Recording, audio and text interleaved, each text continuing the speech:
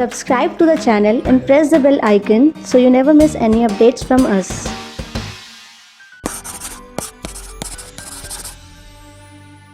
Okay, तो start कर देते हैं अपना। आप आज सोच रहे होंगे कि ऑर्गेनिक की बारी थी। नहीं साहब, ऑर्गेनिक की बारी रहेगी। ठीक है, ऑर्गेनिक की बारी रहेगी, लेकिन ऑर्गेनिक के शॉट मारेंगे, मतलब बॉम्ब की तरह शॉट्स मारेंगे। एक ही शॉट में आपके बहुत सारी प्रॉपर्टीज को करा देना, फिर दूसरे सोच में कुछ और रिएजेंट्स करा देना, फिर रिएक्शंस करा देना, ऐसे करके। अभी मैंने थर्मो को क्यों ले लिया?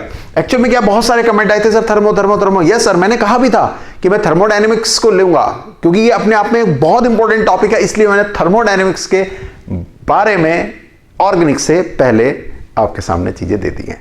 चलिए कोई बात नहीं, फटाफट लेकर के शॉर्ट शुरू करते हैं थर्मोडायनेमिक्स से। थर्मोडायनेमिक्स में हमें तीन टाइप से क्वेश्चंस आया करते हैं। पहला वाला हमारा थ्योरेटिकल हुआ करता है, दूसरा हमारे पास में जो डेफिनेशन होती है उसी से क्वेश्चन बना लिया जाता है, और तीसरा जो सबसे इंपॉर्टेंट है वो हुआ करता है न्यूमेरिकल। तो तीनों तरह की बातों को लेकर के आगे की ओर बढ़ जाते हैं और थर्मो को अभी यूं करके निपटा देते हैं। ठीक है साहब, तो शुरू करते हैं। थर्मो के कुछ एस्पेक्ट्स से यहां पर लिखे हुए होंगे, उनको एक एक करके मैं समझा रहा हूंगा और हम आगे की ओर बढ़ते जा रहे होंगे। ध्यान रखिएगा, अगले 30, 35, 40 मिनट जितने बैठेगा, वीडियो शूट कर रहा हूं, मुझे नहीं पता कितना मिनट, कितने घंटे क्या लग जाएगा, लेकिन जो चीजें होंगी, मैक्सिमम चीजें एग्जामिनेशन में थ्योरेटिकल तो एज इट इज आ जाएंगी, न्यूमेरिकली इस तरह की आएंगी। आपको बस प्रैक्टिस करके उन्हें सॉल्व करना है। तो स्टार्ट करते हैं थर्मो से, और ये स्टार्टिंग होती है थर्मो के पहले पार्ट की। चलिए तो स्कैनिंग कर लेते हैं इसकी। अपने दिमाग में इसे स्कैन कर लीजिए, और स्कैन करने के बाद जो जो बातें मैं यहां पर बोलता जाता हूं, जो जो बातें मैं आपको समझाता जाता हूं, उनको दिमाग में समझते चलिए। मेरे पास ये डिजिटल बोर्ड तो नहीं है, लेकिन ये डिजिटल से भी ज्यादा इंपॉर्टेंट बातें रखता है। सबसे पहले हमारे पास में थर्मोडायनेमिक्स और थर्मोकेमिस्ट्री की जब हम बात करते हैं, तो हमारे पास में डेल्टा एच और डेल्टा ई के बीच में रिलेशन के बारे में आया करता है, जो कि हुआ करता है delta H equal to delta E plus delta N G R T. इसके बारे में बात करेंगे। इंटरनल एनर्जी आपकी होती है, ठीक है। नहीं साहब, इंटरनल एनर्जी का खेल नहीं है इस जगह पर। इस जगह पे क्या है, heat at constant pressure, heat at constant volume, heat at constant pressure and heat at constant volume.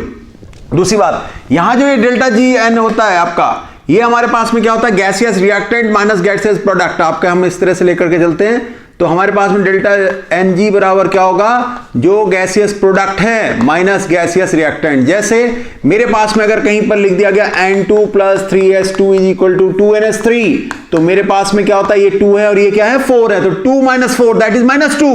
अगर मेरे पास में कल को ये लिख दिया S2 plus Cl2 is equal to 2HCl, तो 2 और यहां भी 2 है, ये 2 है और 1 और 1 2 है, तो टोटल कितना हो गया, 0 हो गया।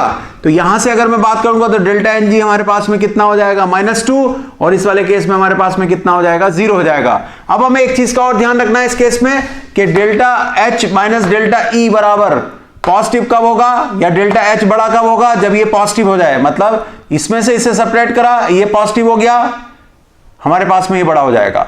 आर की वैल्यू हमारे पास में जो हुआ करती है 2 कैलोरी हुआ करती है, और 8.314 हमारे कौन से वाली हुआ करती है, जूल्स वाली हुआ करती है। तो ये हमारे पास में किसकी वैल्यू होती है, आर की वैल्यू हुआ करती है। तो इन चीजों का हमें थोड़ा सा ध्यान रखना है कि किसकी वैल्यू कहां पर हमें लगानी है। उसके बाद में नेक्स्ट पॉइंट जो हमारे पास में इस जगह पर इंपॉर्टेंट होता है, वो ये है कि हमारे पास में जब ये डेल्टा एच डेल्टा ई या इन सब की बातें चल रही होती हैं, उससे पहले एक इंपॉर्टेंट बात होती है इंटेंसिव एंड एक्सटेंसिव प्रॉपर्टीज। ठीक है, इंटेंसिव और एक्सटेंसिव प्रॉपर्टीज।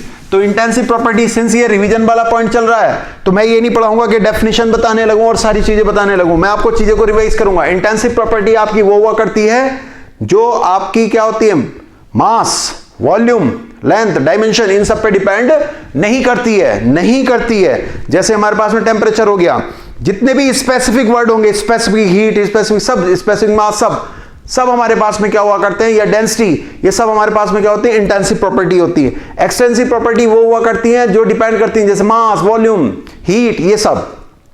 अब इन्हें कहां से याद करना, ये वाला पोर्शन मैं आपको सजेस्ट करूंगा, ये वाला, ये आप एनसीईआरटी से देख लें। मतलब एनसीईआरटी को उठाइए और एनसीईआरटी से फटाफट इन चीजों को याद कर लीजिए। आप एनसीईआरटी से इसे याद कर लीजिए, क्योंकि ये आपके लिए बहुत ज्यादा इंपॉर्टेंट है, ये बहुत ज्यादा इंपॉर्टेंट है, ध्यान रखे रहेंगे उस जगह पर। ठीक है, तो ये पाथ फंक्शन हो गया, ये इंटेंसिव प्रॉपर्टी हो गई, एक्सटेंसिव प्रॉपर्टी हो गई, और ये हमारे पास में क्या हो गया, पाथ फंक्शन। पाथ फंक्शन मतलब हमारे पास में वो सारी प्रोसेस जो पाथ पे डिपेंड करा करती हैं, ध्यान रखे रहेंगे इस बात को।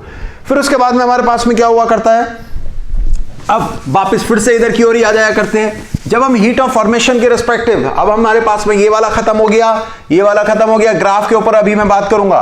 मैं पहले उससे पहले कर लेता हूं हीट ऑफ फॉर्मेशन। तो हीट ऑफ फॉर्मेशन की डेफिनेशन या उस तरह के प्रोसेस वाली बातें तो थोड़ी देर में मैं आपसे करता हूं, लेकिन उससे पहले कुछ बातें समझा देता हूं। हीट ऑफ फॉर्मेशन जब एलिमेंट की बात करते हैं तो उसके लिए क्या होती है, स्टैंडर्ड हीट ऑफ फॉर्मेशन क्या हुआ करती है, 0 होती है। एलिमेंट्स कैसे होंगे, जैसे Cl मतलब Cl2 गैस, F मतलब F2 गैस, Br मतलब Br2 लिक्विड, I मतलब I2 सॉलिड, C मतलब ग्रेफाइड, S ऑर्थोरोम्बिक मोनोक्लिनिक जैसे इस तरह से होते हैं। तो कार्बन का डायमंड जो होगा उसकी हीट ऑफ फॉर्मेशन होती है, लेकिन कार्बन में जो ग्रेफाइड होता है उसको हीट ऑफ फॉर्मेशन की कोई जरूरत नहीं होती है।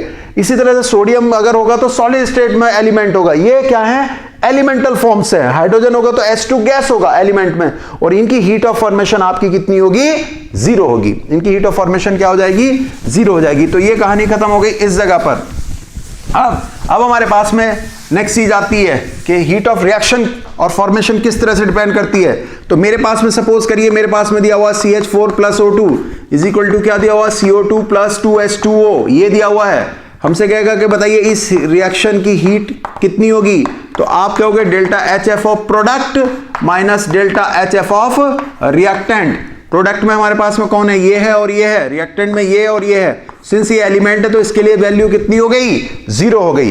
तो डेल्टा H ऑफ रिएक्शन हमारे पास में कितना हो जाएगा, डेल्टा HF ऑफ किसका, CO2 का, प्लस डेल्टा HF ऑफ किसका, H2O का, लेकिन कितना, 2 टाइम्स। हीट ऑफ फॉर्मेशन में कौन कौन है, CO2 plus delta HF 2 time of H2O, 2 time of delta HF H2O minus delta HF of कौन, CH4 plus 2 time delta HF of कौन, O2। ये हमारे पास हो गया। O2 एलिमेंट है, 0 हो जाएगा। एलिमेंटल फॉर्म अगर लेते हैं तो वो वाली चीज हमारे पास में कितनी हो जाएगी, 0 हो जाएगी। प्रोडक्ट में हमारे पास में कौन है, CO2, H2O है 2 टाइम्स, में से आप सब्ट्रैक्ट करेंगे डेल्टा HF ऑफ कौन, CH4, और O2 की वैल्यू कितनी हो जाएगी, 0 हो जाएगी, ये 0 हो जाएगी। तो ये हमारे पास में क्या हुआ, हीट ऑफ फॉर्मेशन के रिस्पेक्टिव हीट ऑफ रिएक्शन निकालने की मेथड हमने इस समय पे आपको बता दी है। अब उसके बाद में हमारे पास में बॉन्ड एनर्जी के रिस्पेक्टिव जब बात करते हैं, मैंने इसको रब कर दिया इस समय, तो बॉन्ड एनर्जी में क्या होता है, फॉर्मेशन में क्या होता है, delta HF of product minus delta HF of reactant. लेकिन बॉन्ड एनर्जी वाले कॉन्सेप्ट में क्या होता है, bond energy of reactant minus product. अब एक इंपॉर्टेंट बात, क्या हमारे पास में क्या होता है, जब एंडोथर्मिक रिएक्शन होती है, एंडोथर्मिक रिएक्शन का मतलब होता है इस तरह से दिखाई देगी आपके पास में, ऐसे दिया, उसे हीट दे दी आपने, तो हमारे पास में क्या होगा, A प्लस B से क्या बनेगा, C, और Q उधर चला जाएगा। ठीक है, तो डेल्टा H हमारे पास में जो रिएक्शन का होगा वो कितना, हीट दी जा रही है, हीट क्या कर रहे हैं हम, दे रहे हैं। तो ऐसे केस में हमारे पास में जो चेंज हो रहा है हीट का, वो हमारे पास में क्या होगा, HF या जो भी है, H of product minus H of reactant, ये हमारे पास में होता है। इसकी वैल्यू कितनी है, प्लस Q, तो HP माइनस HR इधर ले गए, तो HP की वैल्यू कितनी होगी, Q plus HR, that's it, ये हो गया। मतलब हमारे पास में यहां पर ये हो रहा है कि heat of product minus heat of reactant कितने के बराबर है, प्लस Q, जो प्लस Q हम दे रहे हैं, जो हीट हम दे रहे हैं। अब जब हम दे रहे हैं तो ये इधर चला गया, तो प्रोडक्ट की हीट हमारे पास में कितनी हो गई है, Q प्लस 2।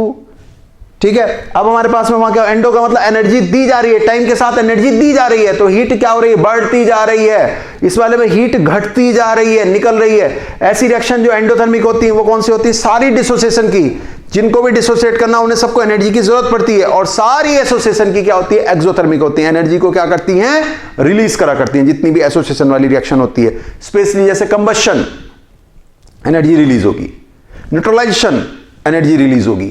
ठीक है, बॉन्ड एनर्जी मतलब बॉन्ड को तोड़ना, एंडोथर्मिक। इस तरह की प्रोसेस हमें थोड़ी सी अपने ही दिमाग में याद रखनी है कि प्रोसेस के ऊपर क्या लिखा हुआ है। लेकिन जैसे हमारे पास लाइम इन वाटर, लाइम को वाटर के अंदर अगर हमने डाल दिया तो एनर्जी को क्या करता है, रिलीज करता है।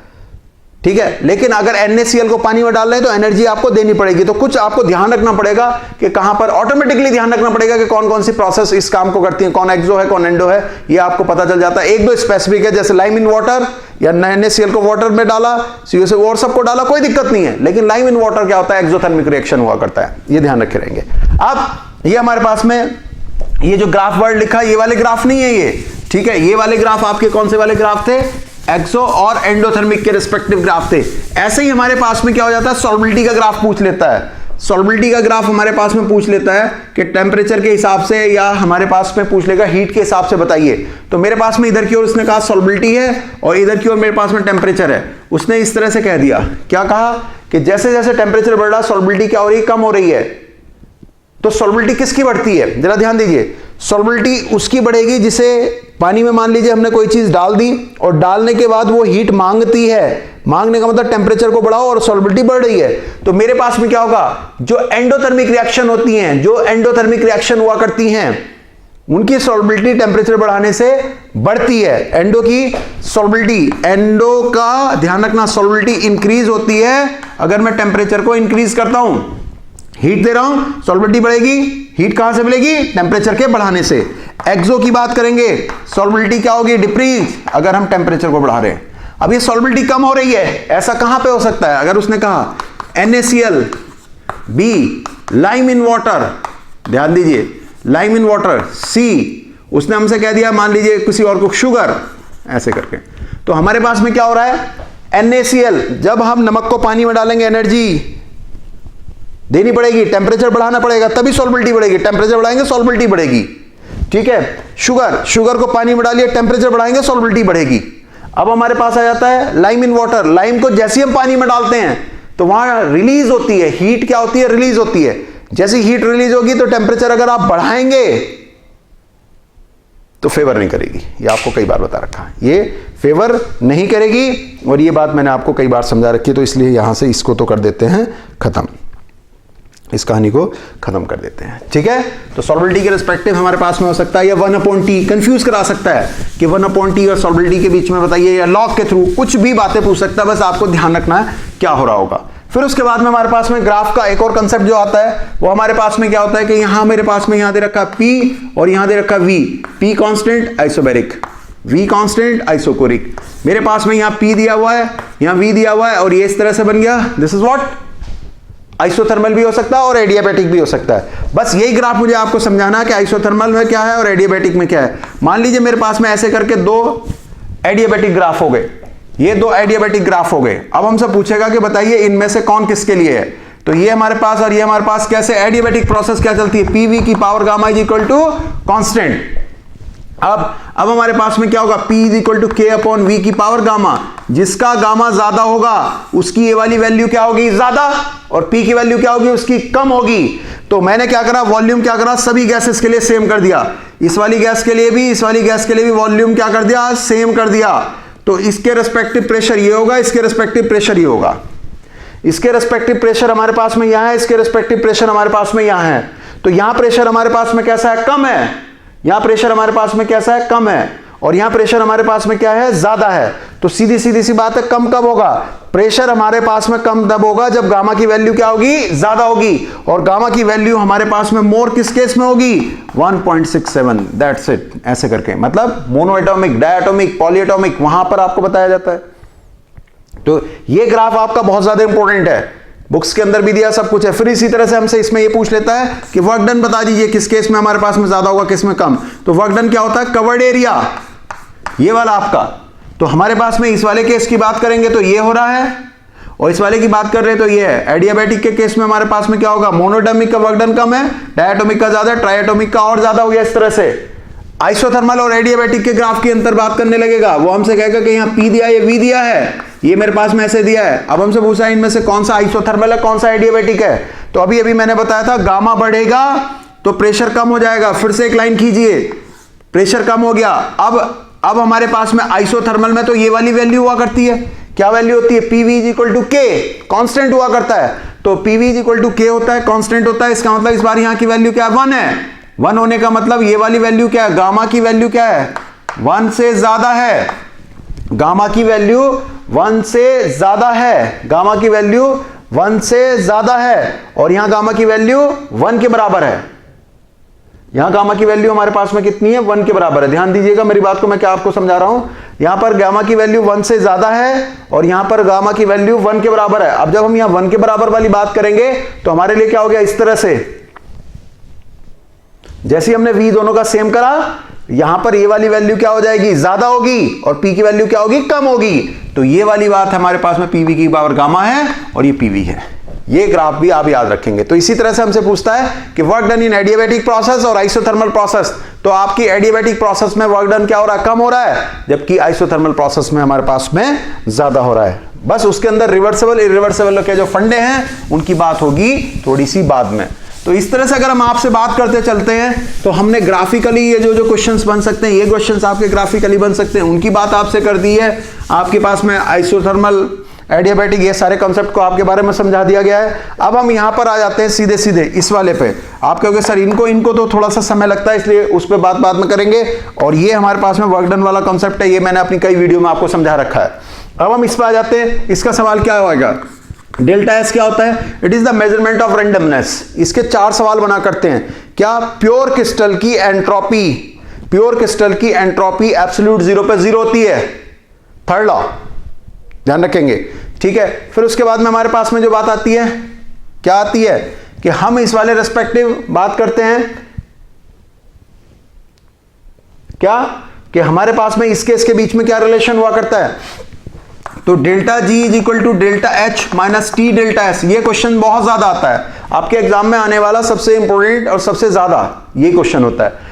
जब हम इक्विलिब्रियम की बात करते हैं तो इक्विलिब्रियम पे क्या होता है, डेल्टा जी की वैल्यू 0 हो जाती है। और ये इक्विलिब्रियम प्रोसेस हमारे पास में, हमारे थर्मोडायनेमिक्स में 2 जगह पर हमें नजर आती हैं जो हमें ऑब्वियसली समझनी है। एक तो हमारे पास में जब हम वेपराइजेशन कर देते हैं, जब हम वेपराइजेशन मतलब 100 डिग्री सेल्सियस का जो वाटर है उसको 100 डिग्री सेल्सियस की जब हम क्या बना देते हैं, वेपर बना देते हैं, स्टीम बना देते हैं, तब आपका क्या होता है, उस जगह पर हमारे पास में इक्विलिब्रियम आ जाता है। जब इक्विलिब्रियम आ जाता है तो ऐसे केस में हमारे पास में क्या होगा, delta S is equal to delta H upon T. Temperature कितना हो गया, 100 डिग्री, डेल्टा एच उस समय की जो हीट दे रहे हैं, डेल्टा एस निकल के आ गया।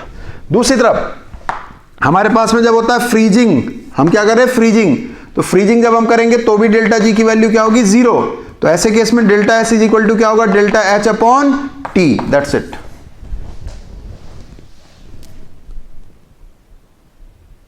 ये होगा। ये 2 प्रोसेस हमारी क्या आ जाती है, इक्विलिब्रियम वाली प्रोसेस आती है। हमारी बात खत्म हो गई। उसके बाद में डेल्टा आपका लेस देन 0, रिएक्शन हो जाएगी spontaneous. Delta G greater than 0, reaction होगी non spontaneous.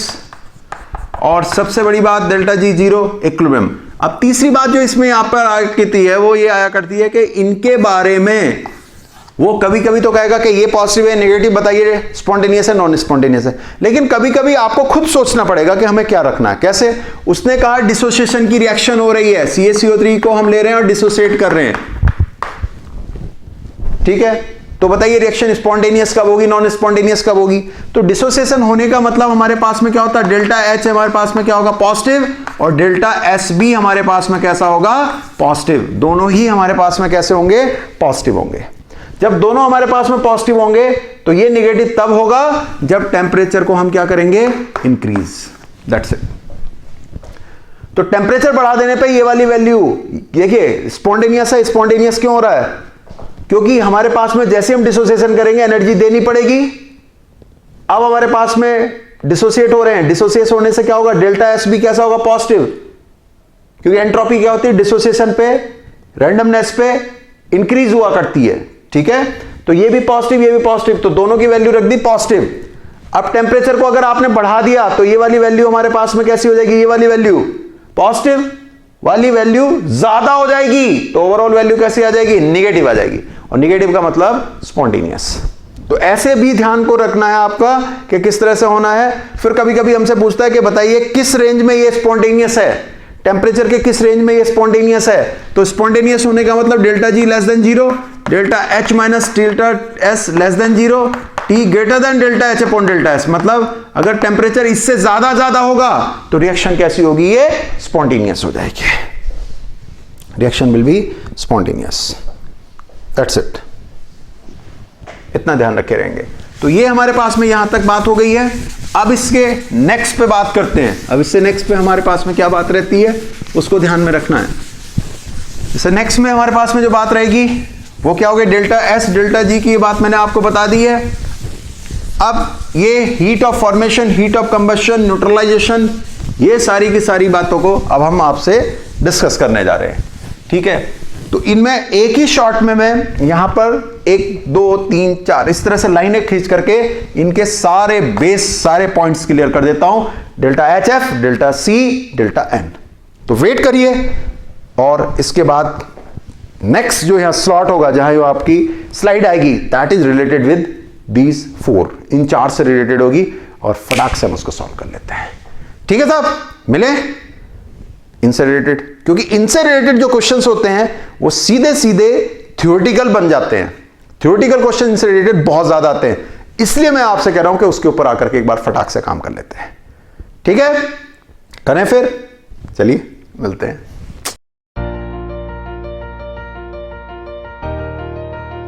Okay, now coming with this what heat of formation. तो हीट ऑफ फॉर्मेशन के रिस्पेक्टिव बात करते हैं, heat of combustion, bond energy और हीट ऑफ न्यूट्रलाइजेशन। तो हीट ऑफ फॉर्मेशन क्या होता है? 1 mole of product form element से, मतलब एक बनना चाहिए। जैसे मेरे पास में क्या दिया हुआ, सी ग्रेफाइट प्लस O2 एलिमेंट है, CO2 बना रहे हो, सही है। सी डायमंड प्लस O2 CO2, मतलब CO2 यहां बन रही, CO2 यहां बन रही, लेकिन ये यहां इस जगह पर हीट ऑफ फॉर्मेशन की प्रोसेस नहीं है, क्योंकि ये आपका एलिमेंट नहीं है, डायमंड एलिमेंट नहीं हुआ करता है, नहीं। H plus F is equal to HF, HF तो बन रहा है, वो भी 1 मोल बन रहा है, लेकिन गलती पता क्या है? गलती ये है कि ये H2 और F2 होना चाहिए। जैसे half F2 is equal to HF, this is correct. इसमें जो हीट इन्वॉल्व होगी, इस समय जो हीट आएगी, that is known as the heat of formation. इस समय की जो हीट होगी वो हीट ऑफ फॉर्मेशन कहलाएगी। जब हम यहां बात करेंगे H2 plus half O2 is equal to H2O, 1 mole बन रहा है, एलिमेंट से बन रहा है, सही है। ये एलिमेंट्स नहीं है, गलत है। ये हमारे पास में हो गया। अब हमारे पास में जो सबसे इंपॉर्टेंट बात इस जगह पर आती है, जानते हैं वो क्या है? वो हमारे पास में जो बात है उसके ऊपर मैं आपको एक थोड़ा सा समझाने की बात करता हूं। वो ये है कि अगर हमारे पास में कहीं पर ऐसे लिखा हुआ है N2 plus 3S2 is equal to 2N3, तो ये हीट ऑफ फॉर्मेशन नहीं है। क्यों? क्योंकि बनने वाले कितने बनने हैं? 2, और हीट ऑफ फॉर्मेशन में बनने वाला कितना बनता है? केवल एक बना करता है। तो this is not heat of formation, ये हीट ऑफ फॉर्मेशन का कंसेप्ट नहीं है, ठीक है। हीट ऑफ फॉर्मेशन के कंसेप्ट को जब हम निकाल लेते हैं तो थोड़ी देर पहले बताया था, हीट ऑफ रिएक्शन क्या होगी? Heat of formation minus heat of product minus reactant. एक चीज का और ध्यान रखेंगे कि बॉन्ड एनर्जी से रिलेटेड भी इसका एक कॉन्सेप्ट हुआ करता है, और उस कॉन्सेप्ट के अकॉर्डिंग अगर हम बात करेंगे तो ये होगा, क्या होगा? C2H6 होगा, 2 कार्बन 3 हाइड्रोजन इधर। तो मेरे पास में जो इसकी टोटल हीट ऑफ फॉर्मेशन दी होगी वो कितनी होगी? Bond energy of Cc plus bond energy of CH। लेकिन कितने CH होने चाहिए? 1 2 3 4 5 6, कितने होने चाहिए? 6 होने चाहिए। तो इसकी टोटल हीट कितने के बराबर होगी? यहां वाले बॉन्ड के बराबर प्लस 1 2 3 4 5 6 6BCH के बराबर, ये हमारे पास में होगी। कोई मुश्किल वाली बात ही नहीं है, ठीक है। नेक्स्ट, हम इससे नेक्स्ट पे बात करते हैं।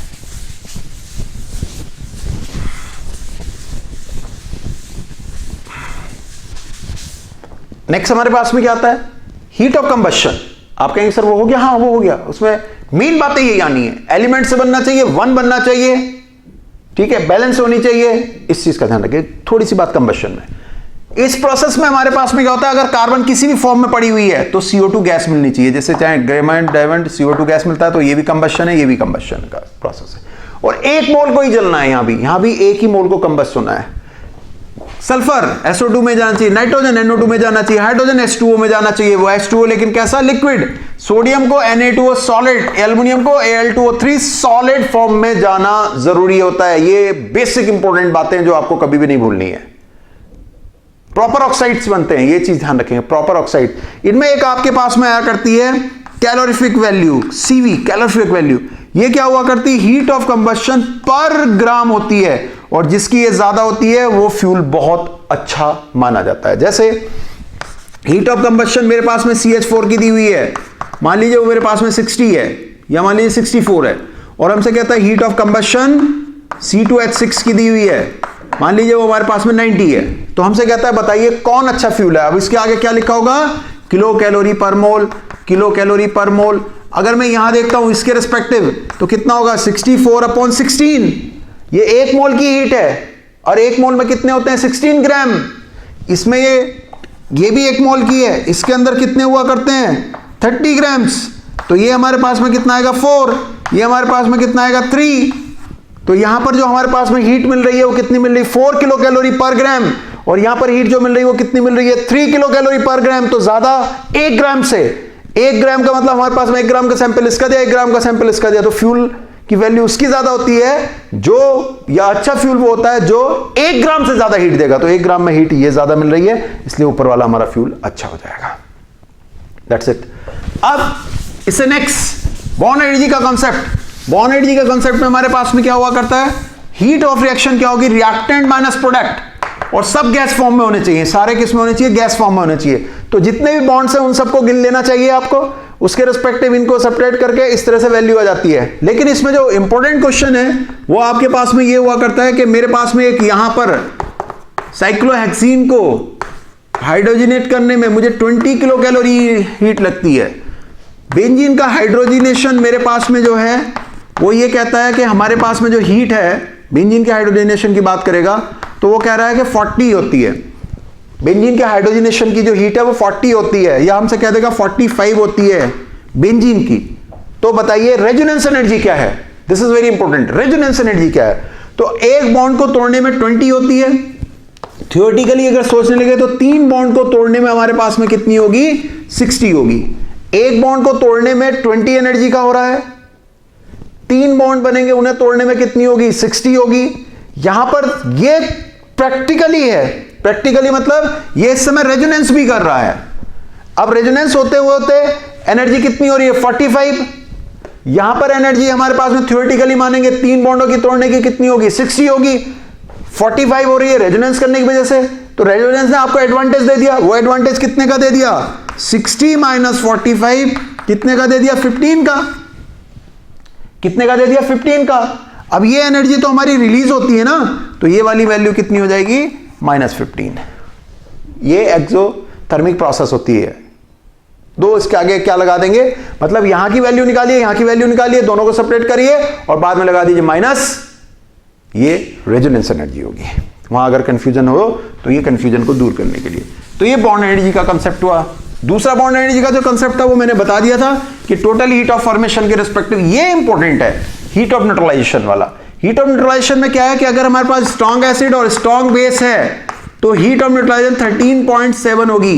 कल को हमसे कहता है HA, HB, HC और HD ऐसे दे दिया, हीट ऑफ न्यूट्रलाइजेशन हो उसके पास में इसकी दे दी मान लीजिए 12.1, इसकी दे दी 11.2, इसकी दे दी 13.7, इसकी दे दी 10.2। हमसे कहेगा सबसे स्ट्रॉन्ग एसिड कौन है, ये है। सबसे बेकार एसिड कौन है, ये है। That's it, strong and weak. Next, no effect of moles on temperature rise. ये क्या मतलब है अभी बताते हैं। यहां पर तो 13.7 पर मोल होती है, लेकिन आप पर इक्विवेलेंस निकालेंगे तो वहां पर नंबर ऑफ H प्लस या नंबर ऑफ OH की काउंटिंग नहीं करनी पड़ती। कैसे, मेरे पास में यहां पर क्या दिया हुआ है NaOH दिया हुआ है, और यहां पर मुझे क्या दिया हुआ है H2SO4 दिया हुआ है। मेरे पास में 0.1 मोल्स हैं और यहां पर इसके 0.1 है। आने वाले समय में इसके 0.2 कर दिए और इसके 0.1 रखे, इसके 0.4 कर दिए, इसके 0.1 रखे। मोल्स इस समय क्या है, ये मोल्स हैं। तो हमसे कहेगा कि बताइए हीट ऑफ न्यूट्रलाइजेशन कितनी कितनी होगी। तो यहां से OH कितना मिलता है, इस वाले केस की अगर मैं बात करूंगा तो यहां से OH कितना मिलेगा 0.1, क्योंकि NaOH कैसा होता है ध्यान दीजिएगा। NaOH हमारे पास में क्या होगा Na प्लस OH माइनस, 1 से 1 मिलता है, तो 0.1 से कितना मिलेगा 0.1 मिलेगा, 0.1 मिलेगा। ठीक है, अब 0.1 हमारे पास में मिलता है। H2SO4 कितना मिलेगा, एक H2SO4 से 2 H प्लस मिल रहे हैं, एक H2SO4 से 2 H प्लस मिल रहे हैं। तो मेरे पास में क्या होगा 0.1 से कितना मिलेगा 0.2 मिलेगा। तो ये 0.2 मिलता है, ये 0.1 मिलता है, तो मिनिमम कौन है, ये है, ये मिनिमम है। तो कितना होगा 13.7 इंटू 0.1, 13.7 इंटू 0.1, ये हमारे पास जो मिनिमम नंबर होंगे उससे मल्टीप्लिकेशन कर देंगे। दूसरी तरफ जो हमारे पास में सबसे इंटरेस्टिंग चीज यहां पर आती है कि यहां पर हमारे पास में 0.2 अगर NaOH है, 0.2 NaOH है, तो यहां पर भी OH कितना मिलेगा 0.2। अगर मेरे पास में H2SO4 0.1 है तो ये कितना मिलेगा 0.2। तो 0.2 तो H प्लस मिले, 0.2 मुझे OH माइनस मिले तो कितना होगा 13.7 इंटू 0.2, दैट्स इट। 13.7 इंटू ये 0.2 है, ये भी 0.2 है, इससे मल्टीप्लाई, जो मिनिमम होगा उससे मल्टीप्लाई कर देंगे, मिनिमम मोल्स जो भी होंगे हमारे पास में। अब इधर की ओर अगर हम आ जाते हैं, ये 0.4 है, 0.4 से हमारे पास में क्या होगा, OH माइनस भी कितने मिलेंगे 0.4, H2SO4 से हमें कितने मिलेंगे 0.2, ये कहां से मिलेंगे H2SO4 से, H2SO4 से 0.2 मिलते हैं, NaOH से 0.4 मिलते हैं, तो कितने से मल्टीप्लाई होगा 13.7 इंटू 0.2, इससे मल्टीप्लाई हो जाएगा, 13.7 इंटू 0.2, इससे मल्टीप्लाई हो गया। जो मिनिमम होंगे उन नंबर से हमारा मल्टीप्लिकेशन हो जाता है। लेकिन इक्विवेलेंस के केस में हमारे पास में क्या है, मान लीजिए हमारे पास में इसके इक्विवेलेंस 0.1 है और इसके इक्विवेलेंस 0.2 है, तो इक्विवेलेंस जो मिनिमम है उससे मल्टीप्लिकेशन होगी। मैं ये समझाना चाह रहा था आपको, बस जो इक्विवेलेंस मिनिमम हो गए उससे मल्टीप्लिकेशन हो जाएगी, ये ध्यान रखे रहिएगा। इक्विवेलेंस कहां से आएंगे, नॉर्मलिटी इंटू वॉल्यूम से, नॉर्मलिटी दी होगी वॉल्यूम दी होगी, नॉर्मलिटी दी होगी वॉल्यूम, दोनों के इक्विवेलेंस निकालो, जिसके कम होंगे उससे मल्टीप्लाई कर देंगे, दैट्स इट। एक और क्वेश्चन आपका क्या बनता है, no effect of moles on temperature rise, मतलब अगर मैं टेम्परेचर का राइज कर रहा हूं, टेम्परेचर का राइज देखना चाहता हूं, तो कैसा क्वेश्चन आएगा, वो आपसे क्वेश्चन ये करेगा कि मेरे पास में 1 लीटर NaOH, ध्यान दीजिएगा, और 1 लीटर HCl को मिलाने से टेम्परेचर का जो राइज है वो 10 डिग्री हो रहा है, तो बताइए 100 लीटर NaOH और 100 लीटर मेरे पास में HCl मिलाने से टेम्परेचर राइज कितना होगा, तो अभी भी टेम्परेचर 10 डिग्री ही राइज होगा, 10 डिग्री होगा। क्यों, क्योंकि हमारे पास में जो मोल्स होंगे इसके और इसके मोल्स क्या होंगे, कैंसिल, टेम्परेचर राइज ही हमारे पास होगा, दैट्स इट। तो ये हमारे पास में क्या हुआ, अब तक का थर्मो का रिलेटेड जो आपको बेसिक इंपॉर्टेंट कॉन्सेप्ट्स हैं वो सारे के सारे मैंने आपको इस जगह पर बता दिए हैं, तो इसको आप ध्यान रखे रहेंगे। ये heat of neutralisation formula, ionisation minus ये, किसी भी वीक के लिए ये वाली वैल्यू हमेशा क्या होती है, पॉजिटिव, पॉजिटिव रखते ये वाली वैल्यू क्या हो जाएगी, कम हो जाएगी। तो ध्यान क्या रखना आपको एक चीज का ध्यान रखना है कि जितनी भी डेफिनेशन बेस्ड चीजें हैं थर्मोकेमिस्ट्री और थर्मोडायनेमिक्स में, वो आपके टिप्सों पे होनी चाहिए, क्वेश्चन वहीं से मैक्सिमम बना करता है, डेफिनेशन और सबसे ज्यादा जो है थर्मोडायनेमिक्स और थर्मोकेमिस्ट्री में, इसलिए भूलना नहीं है, ठीक है साहब। तो शुरू कर देते हैं अब अगला step, that is related with organic से रिलेटेड शुरू कर देते हैं। बीच में एक सॉल्यूशंस कोलिगेटिव प्रॉपर्टी वाले टॉपिक को किसी भी दिन आप मैं छेड़ दूंगा, लेकिन अब कहानी ऑर्गेनिक की फटाफट लंबे लंबे से शॉट मार देते हैं, जो कि बिल्कुल सिक्सर होंगे, वहां पहुंचते हैं ऑर्गेनिक के द्वारा, ठीक है साहब। तो नेक्स्ट वीडियो का वेट करिए, ऑर्गेनिक का जो भी वीडियो होगा उसका तुरंत टेस्ट लेंगे, सुबह वीडियो अगले दिन टेस्ट, सुबह वीडियो मतलब जिस दिन वीडियो से नेक्स्ट टेस्ट, जिस दिन वीडियो से नेक्स्ट टेस्ट, ये कंटिन्यू रहेगा, ध्यान रखिएगा। और फिर ऑर्गेनिक बॉम्ब के बारे में डिस्कशन करेंगे और फिर आगे की ओर बढ़ते चले जाएंगे। घबराना नहीं है, अभी बहुत समय बाकी है। अगर आपके पास दिन बचे तो उन्हें घंटे में कन्वर्ट कर लीजिए, घंटे बचे हैं तो उन्हें मिनट में कन्वर्ट कर लीजिए। हर मिनट पढ़ाई करिए, हर मिनट पढ़ाई करिए, आपको रिजल्ट मिलेगा।